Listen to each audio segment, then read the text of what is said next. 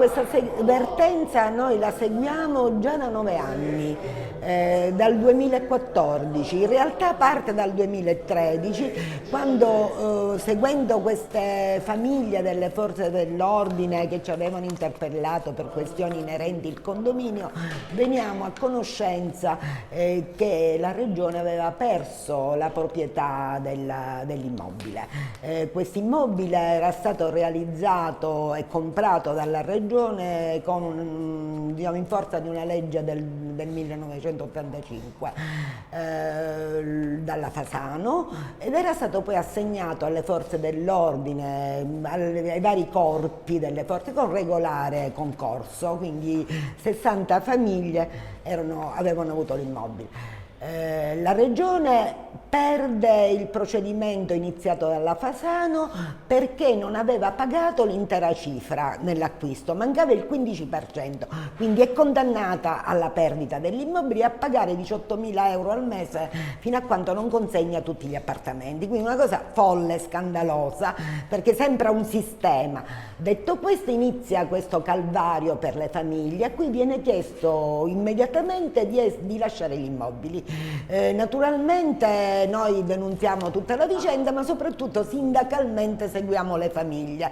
Non si è trovata nessuna soluzione, la Regione continua a sborsare 18.000 euro al mese perché non consegna gli immobili. Noi abbiamo chiesto in tutti i modi che vengano assegnati altri immobili, le stesse famiglie chiedono altre case, altri alloggi, e quindi ci chiediamo a chi interessa mantenere lo status quo, ovvero continuare a versare soldi alla Fasano, non trovare una soluzione per queste famiglie che vivono in condizioni di precariato grave. Questo nonostante nel 2020 nella finanziaria regionale eravamo riusciti a far passare un articolo in cui si prevedeva la possibilità di acquisto di immobili sul mercato privato e si ribadiva il diritto delle famiglie dalle famiglie degli assegnatari ad avere l'alloggio di servizio, nonostante si tenti di dire, anche ribadendo il diritto anche di chi era andato nel frattempo in pensione, perché ovviamente gli anni sono passati e quindi